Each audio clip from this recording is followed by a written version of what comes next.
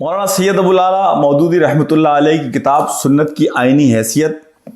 اس میں سے کچھ چیپٹرز پڑھ رہے ہیں، ایک سیریز کر رہے ہیں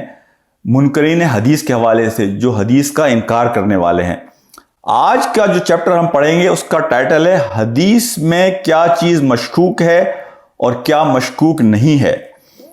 مولانا اس کے بارے میں لکھتے ہیں، واقعہ یہ ہے کہ منکرین حدیث نے علوم حدیث کا سرسری مطالعہ تک نہیں کیا ہے،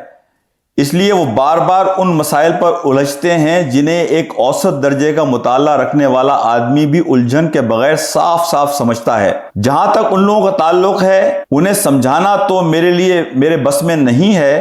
کیونکہ ان میں سمجھنے کی خواہش کا فقدان نظر آتا ہے، لیکن عام ناظرین کی تفہیم کے لیے میں عرض کرتا ہوں کہ دو باتوں کو اگر آدمی اچھی طرح جان لے تو اس کے ذہن میں کوئی الجھن پیدا نہیں ہو سکتی۔ ایک یہ کہ وحی کی دو بڑی قسمیں ہیں، ایک وہ جو اللہ تعالیٰ کے اپنے الفاظ میں نبی کے پاس بھیجی گئی تھی صلی اللہ علیہ وسلم، تاکہ آپ صلی اللہ علیہ وسلم انہی الفاظ میں اسے خلق تک پہنچا دیں۔ اس کا نام وحی مطلوع ہے، اور اس نوعیت کی تمام وحیوں کو اس کتاب پاک میں جمع کر دیا گیا ہے جسے قرآن کے نام سے ساری دنیا جانتی ہے۔ دوسری قسم کی وحی وہ ہے جو رسول صلی اللہ علیہ وسلم کی رہنمائی کے لیے نازل کی جاتی تھی، تاکہ اس کی روشنی میں آپ صلی اللہ علیہ وسلم خلق کی رہنمائی فرمائیں، اسلامی نظام حیات کی تعمیر فرمائیں اور اسلامی تحریک کی قیادت کے فرائض انجام دیں۔ یہ وحی لوگوں کو لفظاً پہنچانے کے لیے نہ تھی، بلکہ اس کے اثرات حضور کے اقوال و افعال میں بے شمار مختلف صورتوں سے ظاہر ہوتے تھے۔ حضور کی پوری سیرت پاک اس کے نور کا مظہر تھی۔ یہی چیز ہے جسے سنت بھی کہا جاتا ہے، اور وہی ہے غیر مطلوبی، یعنی وہ وہی جو تلاوت کے لیے نہیں ہے۔ دوسری بات یہ ہے کہ دین کا علم جن ذرائع سے ہمیں ملا ہے ان کی ترتیب اس طرح ہے: سب سے پہلے قرآن، پھر وہ سنتیں جو تواتر عملی کے ساتھ حضور سے منتقل ہوئی ہیں، یعنی جن پر شروع سے آج تک امت میں مسلسل عمل ہوتا رہا ہے، پھر آپ صلی اللہ علیہ وسلم کے وہ احکام اور آپ صلی اللہ علیہ وسلم کی وہ تعلیمات و ہدایات جو متواتر یا مشہور روایات کے ذریعے ہم تک پہنچی ہیں، پھر وہ اخبار احاد جن کی سند بھی قابل اعتماد ہے، جو قرآن اور متواترات سے بھی مطابقت رکھتی ہیں اور باہم ایک دوسرے کی تائید و تشریح بھی کرتی ہیں، پھر وہ اخبار احاد جو سند کے اعتبار سے بھی صحیح ہیں اور کسی قابل اعتماد چیز سے متصادم بھی نہیں ہیں۔ ان ذرائع سے جو کچھ بھی ہم کو رسول صلی اللہ علیہ وسلم سے پہنچا ہے وہ شک و شبہ سے بالاتر ہے۔ اس کے بعد وہ مرحلہ آتا ہے جہاں یہ سوال پیدا ہوتا ہے کہ کوئی قول یا فعل جو حضور کی طرف منسوب کیا گیا ہو صلی اللہ علیہ وسلم، وہ واقعی حضور کا قول و فعل ہے یا نہیں۔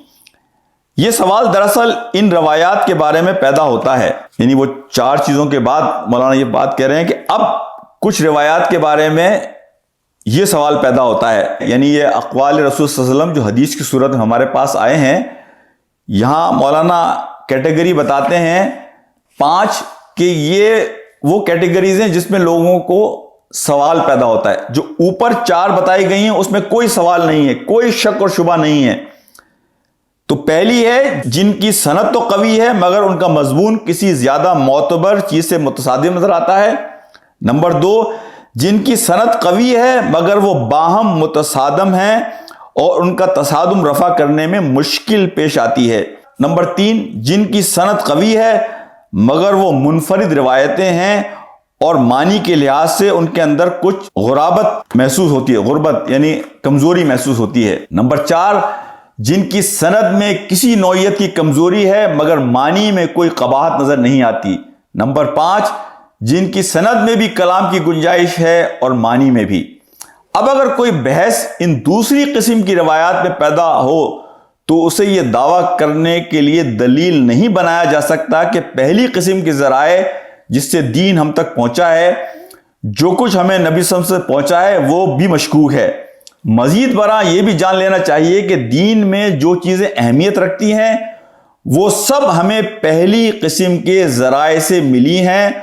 اور دوسرے ذرائع سے آنے والی روایات اکثر و بیشتر محض جزوی و فروعی معاملات سے متعلق ہیں، جن میں ایک مسلک یا دوسرا مسلک اختیار کر لینے سے در حقیقت کوئی بڑا فرق واقع نہیں ہوتا۔ ایک شخص اگر تحقیق کر کے ان میں سے کسی روایت کو سنت کی حیثیت سے تسلیم کرے